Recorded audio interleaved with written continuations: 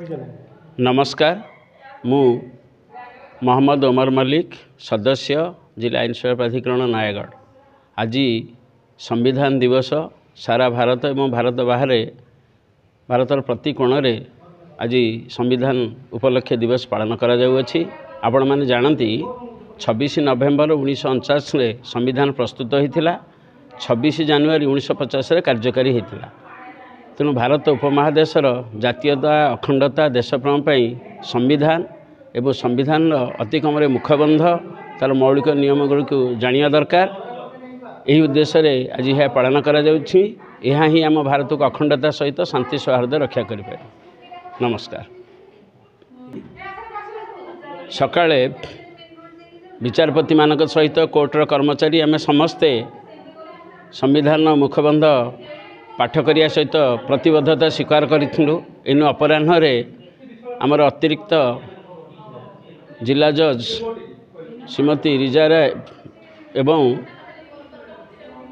परिवार अदालत विचारपति श्री सुब्रत कुमार पट्टनायक, सचिव श्रीमती अंजलि मचखंड उपस्थित एवं अन्य विचारपति मैंने उपस्थित रही जिला जज तथा अध्यक्ष आईन सेवा प्राधिकरण श्री आनंद नारायण महाराणा परामर्श क्रमे आम आलोचना पर्यालोचना यह पालन कलु।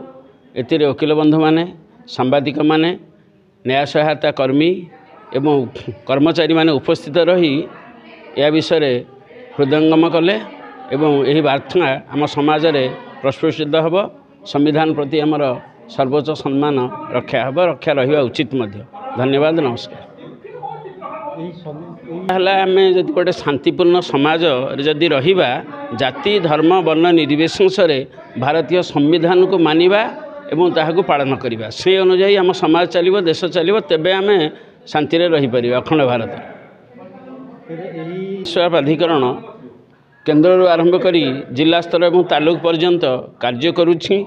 आमे शांतिर वार्ता वर्तमान प्रचार प्रसार हब। शांति ही समाज रहिले आमे समृद्धि हेबु, उन्नत हबा, देश अखंडित रही। शांति वर्तमान अपराज्य पृथ्वी रे जहाँ चलछि। आपण माने मध्य मीडिया पर्सन हिसाब रे यह प्रचार प्रसार करूँ। आपण मानकर मध्य बहुल भूमिका रही एक शांतिप्रिय समाज में। मु Mrs Anjali Machkhand, secretary DLSA Nayagarh. आज आमर 26 नवंबर कॉन्स्टिट्यूशन डे संविधान दिवस पालन हो जाइए। आम आमर कोर्ट परिसर रे बार मेंबर्स आमर जुडिशियल ऑफिसर्स, पैरालीगल वॉलंटियर्स, किसी स्कूल रो छात्रा माने आसिकी यही प्रोग्राम टाको सफल करिसंती। आमर आज थीम थिला to focus on fundamental duties. As we know that preamble is the basic structure of the constitution. So how to make this successful, the objective of the constitution, that was our address to the gallery. और समस्त बहुत सुंदर भाव में वक्तव्य रखी थे fundamental duties उपरे। आमे फंडामेंटल राइट्स उपरे आमे बहुत बेसी आमे डिस्कशन करूँ, किंतु fundamental duties towards the country, towards our nation, towards our society, सेटा आमे सब बेले भूली जाउछु। तो सेटा को आमे केमती सेंसिटाइज करिलु, यही आमर ऑब्जर्वेशन द्वारा आमर एटा ही ऑब्जेक्टिव थिला। आमु भाबुची बहुत सुंदर मात्रा रे आमे सफल हेचु। आमर पैरालीगल वॉलंटियर्स, किछि पैनल लॉयर्स, आमर legal add member, senior advocate को भी आमे फेलिसिटेट करिछु। तांकर प्रोएक्टिव रोल सब बेले आमे जोठी भी जाउछु, आम प्रोग्राम करूछु, आमर जो भी आमर लीगल एड सर्विस रहउची, they are always with us. We are ever thankful to them. मु आशा करुच्ची कि ए जो आमर मीडिया भाई माने एते सुंदर जो कवरेज करुछंती, आमर जो एते ऑब्जेक्टिव रहउची गोटे प्रोग्राम रे आमे खाली फोकस रहबा पे आमे प्रोग्राम करूनु। We want that our objective should be spread all over the country, all over the society. एटा ही मु आपण मन को धन्यवाद जणाउछि। एमिति आपण को आगामी समय रे भी मु चाहूछि कि आपण मनकर सहयोगटा रहू। Happy constitution day. जय हिंद।